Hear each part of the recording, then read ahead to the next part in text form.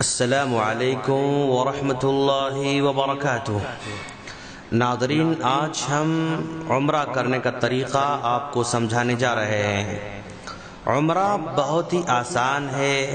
عمرہ بس 4 چیزوں کا نام ہے: احرام باندھنا، طواف کرنا، سعی کرنا اور بال کاٹنا۔ بس یوں 1 گھنٹے میں آپ کا عمرہ ادا ہو سکتا ہے۔ چلیے ہم اسی کو ذرا تفصیل سے معلوم کرنے کی کوشش کریں گے۔ احرام باندھنے سے پہلے اگر ضرورت ہو تو بال وغیرہ کاٹ لیں اور غسل کریں اور خوشبو لگائیں، پھر احرام باندھیں۔ مرد کا احرام 2 سفید کپڑے ہیں اور عورت کا احرام اس کا عام لباس ہے۔ عورت کے لیے دستانے پہننا یا نقاب لگانا جائز نہیں ہے۔ اللہ کے رسول صلی اللہ علیہ وسلم کا فرمان ہے، احرام والی عورت نہ نقاب لگائے نہ دستانے پہنے۔ یہ بخاری کی روایت ہے۔ لیکن وہ اجنبی مردوں سے اپنا چہرہ اور دونوں ہاتھ دستانے اور نقاب کے علاوہ دوسرے کپڑے سے چھپائے رکھ سکتی ہے۔ احرام کے لیے کوئی خاص نماز نہیں ہے۔ اگر فرض نماز کے بعد پہن رہا ہے تو اچھی بات ہے۔ اب ہم دھیرے دھیرے احرام باندھنے جا رہے ہیں اور اس کی نیت یہ کریں گے: احرام باندھتے وقت لبیک عمرتن یا اللہم لبیک عمرتن کے الفاظ ادا کریں گے۔ اور اگر خوف لاحق ہو یا عورتوں کے لیے ایام مخصوصہ شروع ہونے کا اندیشہ ہو تو نیت کے ساتھ یہ دعا بھی پڑھ لیں: فَإِنْ حَبَسَنِي حَابِسٌ فَمَحِلِّي حَيْثُ حَبَسْتَنِي۔ اگر کسی عارضے نے مجھے روک لیا تو میری نیت وہاں تک ہی ہے جہاں اس نے روک لیا۔ احرام باندھنے کے بعد تلبیہ پکارنا یعنی لبیک اللہم لبیک لا شریک لک لبیک ان الحمد والنعمت لک والملک لا شریک لک، جس کے معنی آتے ہیں: میں حاضر ہوں اے اللہ، میں حاضر ہوں، میں حاضر ہوں، تیرا کوئی شریک نہیں ہے، یقیناً سب تعریف تیرے ہی لیے ہے، ساری نعمتیں تیری ہی ہیں اور ساری بادشاہت بھی تیری ہی ہے، تیرا کوئی شریک نہیں۔ اس طرح کا تلبیہ کہنا مسنون ہے۔ مرد بلند آواز سے پکاریں گے اور عورتیں پست آواز سے تلبیہ کہتے رہیں گے۔ اب پھر اس کے بعد حرم میں داخل ہونا ہے۔ حرم میں داخل ہونے سے پہلے دعا پڑھیں: بسم اللہ والصلاة والسلام علی رسول اللہ، اللہم اغفر لی ذنوبی وافتح لی ابواب رحمتک، اعوذ باللہ العظیم وبوجہہ الکریم وبسلطانہ القدیم من الشیطان الرجیم۔ یہ دعا پڑھتے ہوئے حرم میں داخل ہوں اور اپنے دائیں پیر کو پہلے داخل کریں۔ اب پھر اس کے بعد دھیرے دھیرے کعبۃ اللہ کی طرف آگے بڑھنا ہے۔ مطاف میں تلبیہ کہنا بند کر دیں اور پھر اس کے بعد حجر اسود کے مد مقابل جائیں۔ عمرہ کرنے والا طواف کے دوران کعبہ کو اپنے بائیں جانب رکھے گا۔ پہلے 3 چکروں میں تھوڑا تیز چلنا ہے اور اسی کو رمل کہا جاتا ہے۔ اسی طرح پورے طواف میں اضطباء کرنا سنت ہے۔ اضطباء یعنی اپنی چادر کے درمیانی حصے کو اپنے داہنے کندھے کے نیچے لے کر اس کے دونوں کناروں کو بائیں کندھے پر رکھنے کو کہتے ہیں۔ یعنی سیدھی بات یہ کہ اپنے سیدھے کندھے کو کھلا رکھیں۔ طواف کعبہ کے 7 چکر لگانے ہیں۔ ہر چکر حجر اسود کے سامنے سے شروع ہوگا اور اسی پر ختم ہوگا۔ طواف کرنے والے کو حجر اسود کا استلام یعنی اپنے ہاتھ سے اس کو چھونا اور اس کے پاس سے گزرتے وقت اس کو بوسہ دینا مسنون ہے۔ اگر بوسہ نہ دے سکے تو اپنے ہاتھ سے اس کو چھوئے اور اپنے ہاتھ کو بوسہ دے سکتا ہے، اور اگر یہ بھی ممکن نہ ہو تو کسی چیز سے جو اس کے پاس ہو، جیسے چھڑی وغیرہ سے اس کو چھو سکتا ہے، لیکن اس چیز کو بوسہ نہ دے۔ اور اگر یہ بھی نہ ہو سکے تو دور ہی سے اپنے ہاتھ سے اس کی طرف اشارہ کرے، مگر ہاتھ کو بوسہ نہ دے۔ طواف میں حجر اسود کو چھوتے وقت یا اس کی طرف اشارہ کرتے وقت اللہ اکبر کہنا مسنون ہے۔ طواف کرنے والے کے لیے رکن یمانی کو اپنے ہاتھ سے چھونا مسنون ہے، نہ کہ بوسہ دینا۔ اگر بھیڑ کی وجہ سے اس کو چھو نہ سکے تو اشارہ نہیں کرے گا۔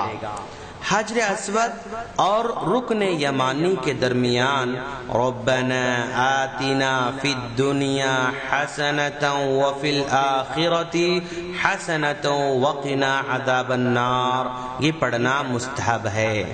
طواف کے ہر چکر کے لیے کوئی خاص ذکر یا دعا ثابت نہیں ہے، بلکہ دوران طواف قرآن پڑھنا یا اللہ کے نبی سے وارد شدہ دعاؤں میں سے کوئی دعا کرنا جائز ہے۔ اور اگر حالت طواف میں فرض نماز کھڑی ہو جائے تو وہ نمازیوں کے ساتھ نماز پڑھے گا، پھر اپنا بقیہ طواف پورا کرے گا۔ عمرہ کرنے والا جب طواف سے فارغ ہو جائے تو اجتباء ختم کر دے گا، یعنی جو کندھا کھلا تھا اس کندھے پر بھی احرام اوڑھ لے گا۔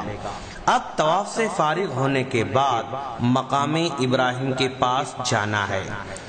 طواف کے بعد مقام ابراہیم کے پیچھے 2 رکعت نماز پڑھنا مستحب ہے۔ پہلی رکعت میں سورۃ الفاتحہ کے بعد سورہ کافرون اور دوسری رکعت میں سورہ اخلاص پڑھے گا۔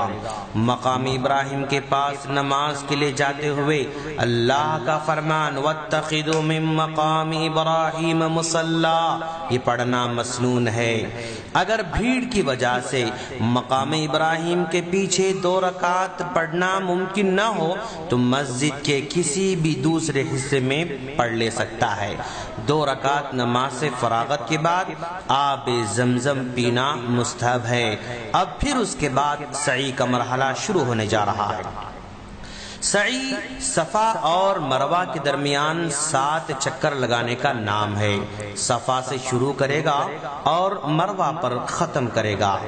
پہلے چکر میں صفا کے قریب ہوتے وقت اللہ کا یہ فرمان ان الصفا والمروة من شعائر الله فمن حج البيت او اعتمر فلا جناح عليه ان يطوف بهما ومن تطوع خيرا فإن الله شاكر عليم، یہ آیت پڑھے۔ پھر اس کے بعد ابدأ بما بدأ اللہ کا کہنا بھی مسنون ہے، اور یہ صرف سعی کے پہلے چکر میں کہے گا۔ صفا پر اتنا چڑھنا مستحب ہے کہ کعبہ کو دیکھ لے اور اپنے دونوں ہاتھ یہ دعا پڑھتے ہوئے اٹھا سکتا ہے اللہ اکبر اللہ اکبر اللہ اکبر۔ اس کے بعد 3 مرتبہ لا الہ الا اللہ وحدہ لا شریک لہ لہ الملک ولہ الحمد وہو علی کل شیء قدیر، لا الہ الا اللہ وحدہ لا شریک لہ انجز وعدہ ونصر عبدہ وہزم الاحزاب وحدہ، یہ دعا پڑھے اور اس کے بعد جو چاہے دعا کر سکتا ہے۔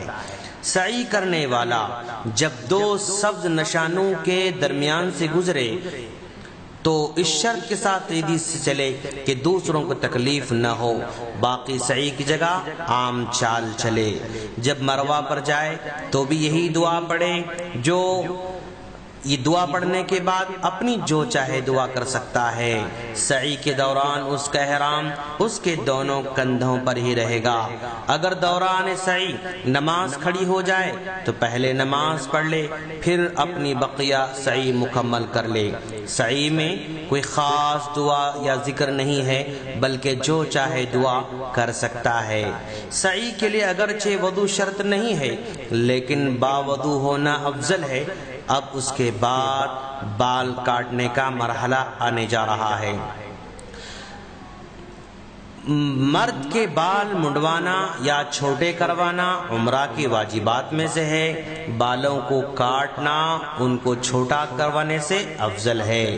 نبی کریم صلی اللہ علیہ وسلم نے بال منڈوانے والوں کے لیے 3 بار دعا فرمائی ہے اور چھوٹا کروانے والوں کے لیے 1 بار دعا کی ہے۔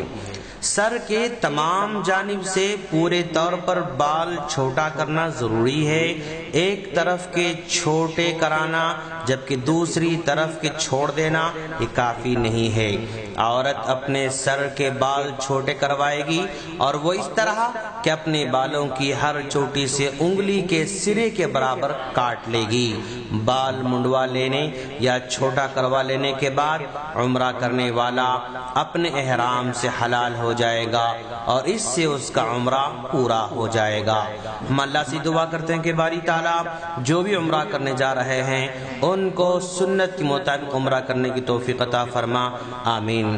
ناظرین، آپ جب بھی عمرہ کرنے جائیں گے تو ہمیں اپنی دعاؤں میں ضرور یاد رکھنا اور ہماری خیر کی ضرور دعائیں کرتے رہنا۔